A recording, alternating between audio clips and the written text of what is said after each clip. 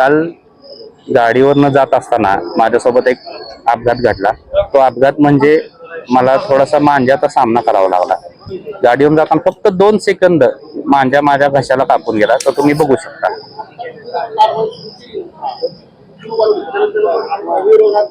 हा फक्त मोजून 2 सेकंदाचाच खेळ होता, पण त्या 2 सेकंदात बरीच इजा झालेली आहे. आणि शरीराच्या इतर भागाला होणारी इजा आणि घशाच्या इतर किंवा गळ्याला होणारी इजा ही फार फरक असतो. कारण की आता मला जाणवतंय की मला किती चरचरतय, त्रास होतोय, त्यावर मग किती गोळ्या घेतोय किंवा मलमला होतोय. हे दिसतंय ना दिसतंय थोडंसं किरकोळ, फक्त 2 सेकंदाचाच खेळ होता. हेच जर समजा 5 सेकंद जर झाला असतं तर कदाचित मला टाके टाकायला लागले असते किंवा इतर गंभीर इजा झाली असती. किंवा जर माझ्यासोबत जर लहान मुलं असते तर त्या लहान मुलाला ही इजा सहन झाली असती का? तर कृपया माझी प्रशासनाला आणि पलटण मधल्या सर्व नागरिकांना विनंती आहे की चायना मांज्याचा वापर टाळावा आणि